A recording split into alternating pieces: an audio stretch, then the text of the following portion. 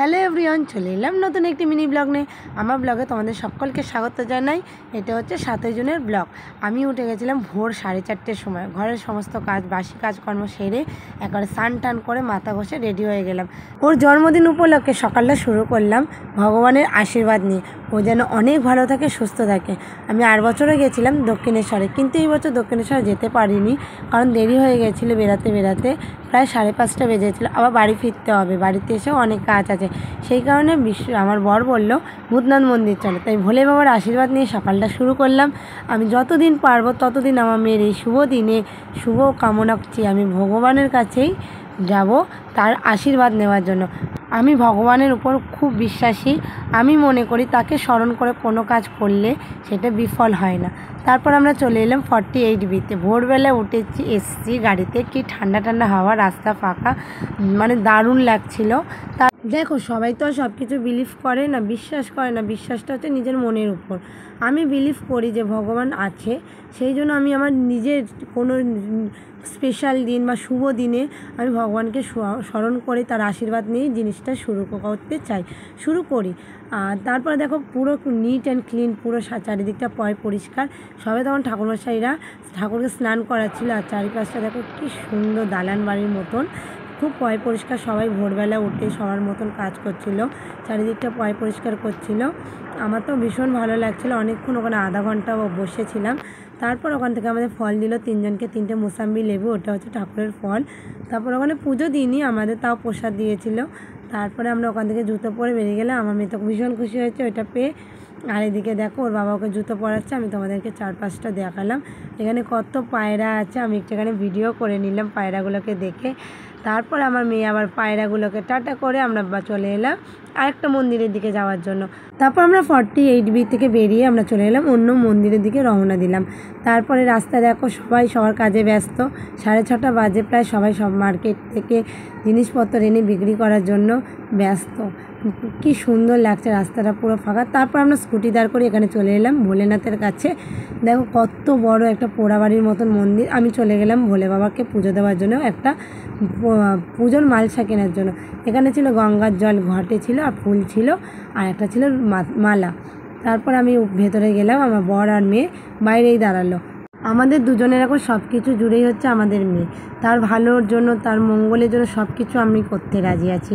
সেই জন্য আমার বর বলছিল এখন আর যেতে হবে না, বিকালে যাবো। আমি বলছি না, আমি স্নান করে ভোরবেলায় যাবো। প্রথমে আমি ভগবানের আশীর্বাদ নিয়ে আমার মেয়ের দিনটা শুরু করতে চাই, আমার জীবনে দিনটা শুরু করতে চাই।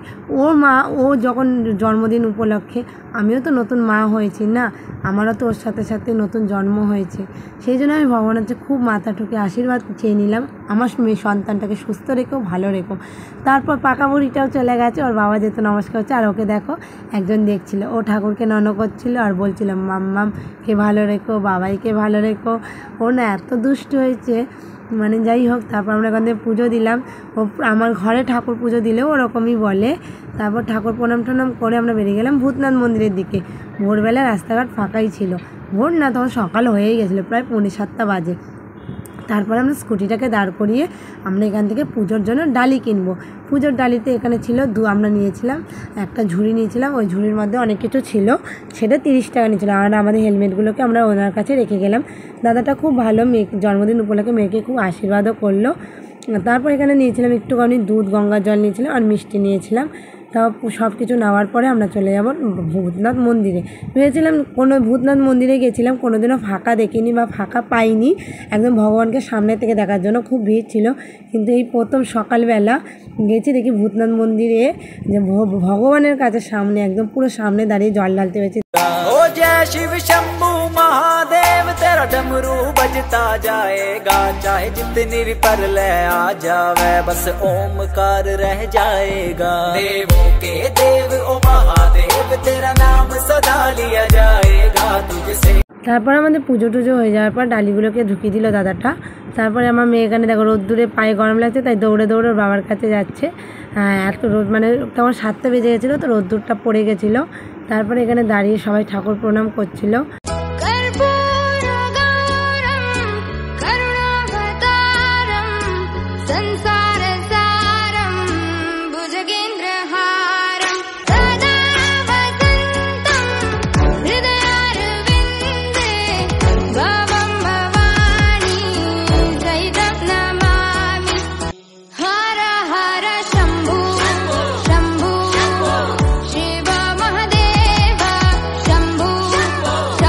ভগবানের কাছে মনে ভক্তি দিয়ে পুজো দিলে যেন মনটাই ভালো হয়ে যায়। পুজো টুজো দেওয়া হয়ে গেল, তারপর ওখান থেকে বেরিয়ে গেলাম। দেখো, তারপর আমি মেয়েকে একটা টিপ পরিয়ে দিলাম।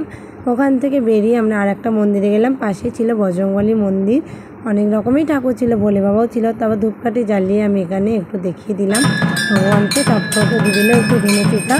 তারপর দেখার পর আমার মেয়ে চারিদিকে ঘুরে বেড়াচ্ছে আর হাসছে, দেখতে পাচ্ছ তো, দুষ্টু। ওর জন্য সব কিছু করা। তারপর ও ঠাকুর প্রণাম করছিল, দাঁড়িয়ে দাঁড়িয়ে একা একা গান করছিল, চারিদিকটা ঘুরে ঘুরে দেখছিল, ভগবানকে প্রণাম করছিল। দেখো, ছোট্ট বেবি, নিজে একটা ঠাকুর। তারপর ঠাকুরকে আমি একটু প্রণাম করে নিলাম, ধূপকাঠি দেখিয়ে দিলাম। ঘন্টা টন্টা বাজানোর পরে মেয়ের শরীরটা ক্লান্ত হয়ে গেছে, একটু শুয়েছিল। ওর শরীরটা কয়েকদিন ধরে একটু খারাপ ছিল, মানে কিছু খাচ্ছিল না। তারপর আমরা ওখান থেকে আরেকটা মন্দিরে চলে গেলাম। এখানে কালী ঠাকুর ছিল, তারা রেল লাইনটার ওপারেই। তারপর জুতো টুতো খুলে মা তারার কাছে গেলাম, কালী মায়ের কাছে প্রণাম চেয়ে ঠাকুরের কাছে আশীর্বাদ চেয়ে নিলাম।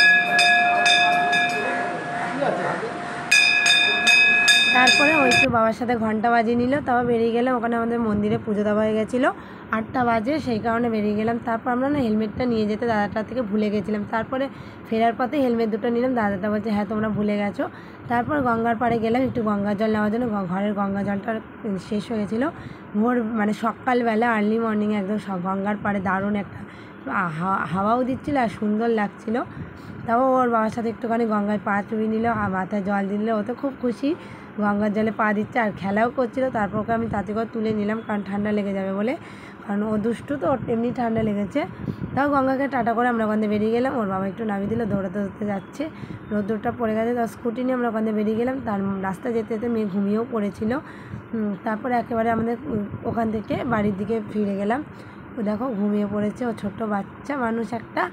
তারপরে বাড়িতে এসেও ঘুমিয়ে পড়েছিল, খিদা পেয়ে গেছিলো রাস্তায়। তাই জন্য বাবাকে বললাম কি রাস্তা দাঁড়াও, একটু কচুরি খাবো। সব দোকান বন্ধ ছিল, তাই দাদুটা দোকান খোলা ছিল বলে কচুরি কিনে নিলাম। আর আমার মেয়ের প্রিয় মিষ্টি মালপোয়া কিনে নিলাম ওর জন্য। মালপোয়াগুলো খেতে খুব সুন্দর ছিল, ওর জল টেস্টটা পেয়েছিলো। আমার বর আর ও একটু মালপোয়া খেয়ে নিল, আমারও মালপোয়া খেতে ভালো লেগেছে। তারপরে বাড়ির জন্য একটা মালপোয়া আর জিলাপি নিয়ে এসেছিলাম, আমি একটু কচুরি আর জিলাপি খেয়ে নিলাম। গরম ছিল এত, কচুরিটা মানে সকালবেলা তো কচুরিটা গরম ছিল বলে স্কুটিতে রেখেই খাচ্ছিলাম, আর আমার মেয়ে খাবে বলে। তো আমি একটু কচুরি খেয়ে নিলাম, গরম গরম কচুরি আর তরকারি। এমনি গরম, তার মধ্যে গরম গরম খাচ্ছিলাম, তারও শরীরটা যেন কেমন একটা লাগছিলো। তো আমার মেয়েকেও দিয়ে দিলাম। তারপর বিশ্ব বলছিলো কি জিলাপি আর মালপোয়া খাওয়ার জন্য, বলছিলাম না এখন খাবো না, দেরি হয়ে যায়, বাড়িতে নিয়ে যাই। তো বাড়িতে নিয়ে এসেছিলাম জিলাপি আর মালপোয়া। মেয়ের জন্মদিনের দিনকে ঠাকুরকে পুজো দেবো মিষ্টি আর ফুল দিয়ে, সেই কারণে ফুল কিনে নিলাম এখান থেকে। তাও ফুল টুল কেনার পরে মিষ্টিও কিনে নিলাম, একেবারে ওকে দুপুরবেলাও খেতে দেবো, তখনও মিষ্টি লাগবে আর ঠাকুরের জন্য মিষ্টি লাগবে। মেয়ের জন্মদিনের সকালের দিনটা আজকে দারুণ কাটলো, এবারে দুপুরের পালা। তো আজকে মিনি ব্লগটা এখানেই শেষ করলাম, তোমরা কিছু মুহূর্ত দেখে না ফটো। তারপরে কালকে আসছে নতুন একটি মিনি ব্লগ, সেটা হচ্ছে মেয়ের জন্মদিনে দুপুরবেলা কী কী করলাম তার একটি ব্লগ। আজকের মতন টাটা, তোমরা ভালো থেকো, সুস্থ থেকো। যারা যারা চ্যানেলকে সাবস্ক্রাইব করে টাটা।